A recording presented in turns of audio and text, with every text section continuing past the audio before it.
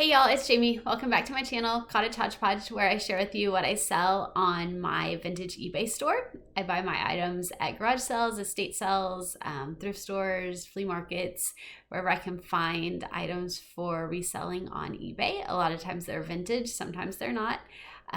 This week is the week of December 19th through 25th, and my total sales were $215.80, and my cost of goods sold was $24.55.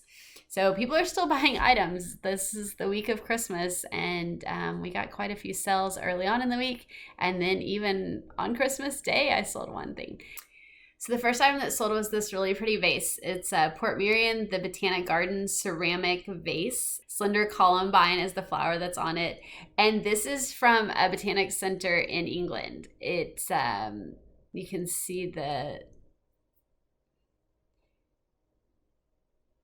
logo here on the bottom, and it was made in England. And this, I didn't know about this place, but apparently the items from their gift shop are rather collectible, because when I went to do the research after getting this in an auction lot, I found that they're, fairly valuable, not crazy amounts of money. But this one sold for $25, and I paid around $1 for it as part of a lot of several items like this.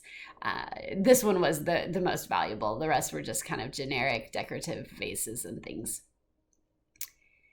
Next is a set of Butterfly Gold cream and sugar. My description is vintage Pyrex Corelle Butterfly Gold cream and sugar milk glass, clear glass lid. Sometimes the sugar bowls have a plastic lid, sometimes they have a glass lid, but there's different shapes to them also that have been made over the years, but these are very collectible. Butterfly Gold is probably one of the most collectible of the Corelle patterns. My favorite is Old Town Blue. That one's pretty popular as well. Also, Spring Blossom is another good one.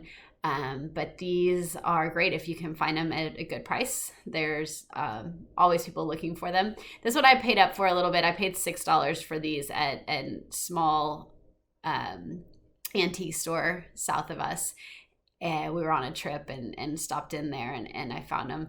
I went ahead and bought them because they were in great condition. Normally I don't pay quite that much for items, but I knew that these would probably be a quick sell, and they were. Next is a guitar case that my husband actually purchased at an estate auction.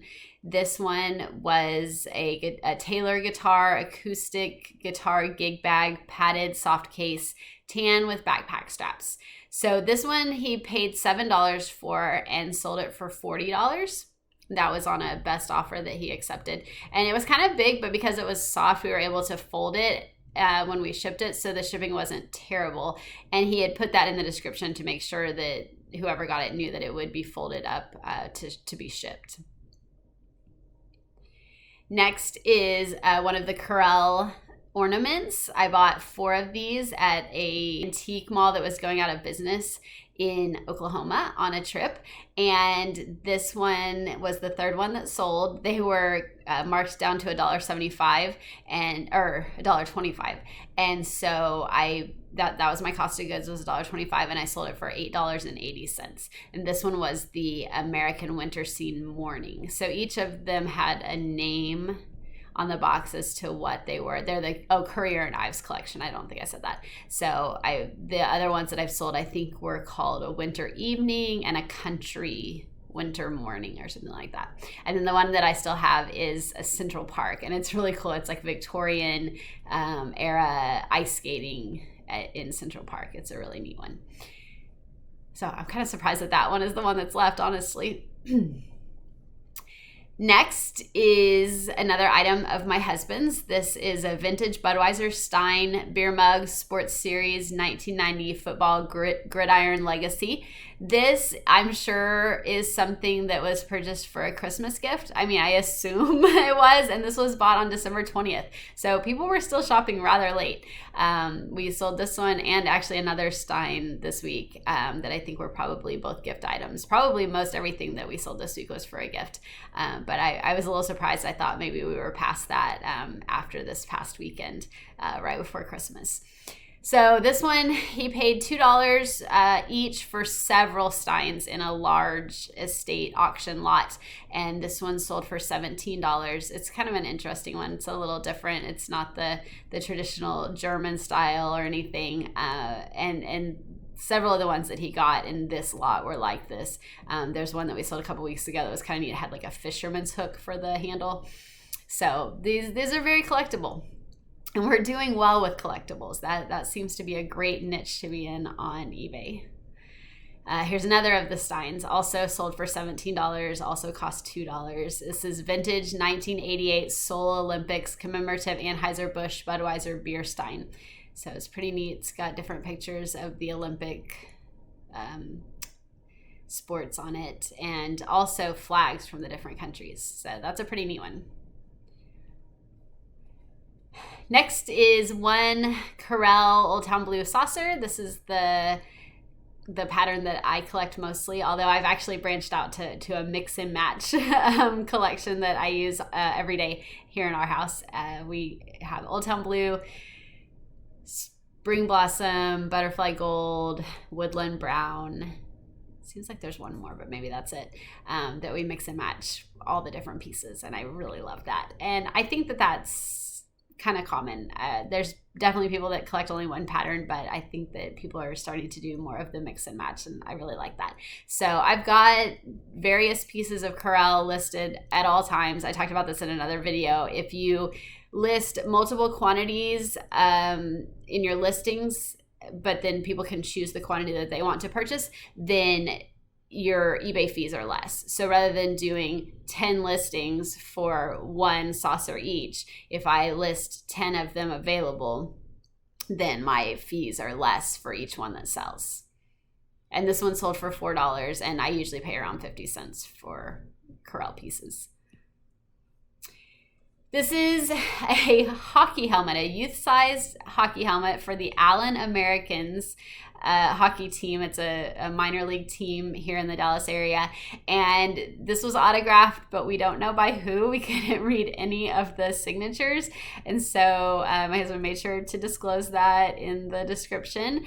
And he wasn't sure if it was going to sell, but it did. So we don't know if somebody's going to put that maybe in their man cave, or if somebody actually knew that team and maybe knows that it's truly authentic signatures. We're not sure, but it sold for $30, and he paid, I think, around $3 for that one.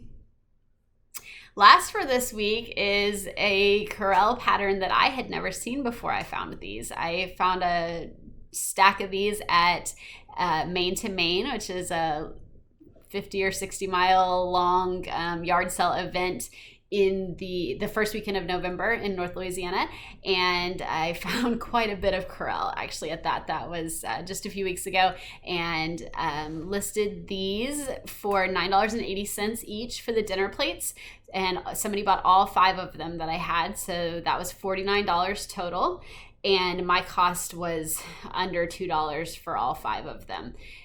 So that was definitely a good sell. I will keep my eye out for this. So the pattern is Spring Meadow. So my description is vintage Corel Meadow. Oh, I have Meadow on there twice. I don't think I meant to do that, but 10-inch dinner plate, 1970s Spring Meadow, flowers, green rim. Oh, did you hear that? Cha-ching, I just sold something. That's the first time that's ever happened while I was on a video. That's very exciting.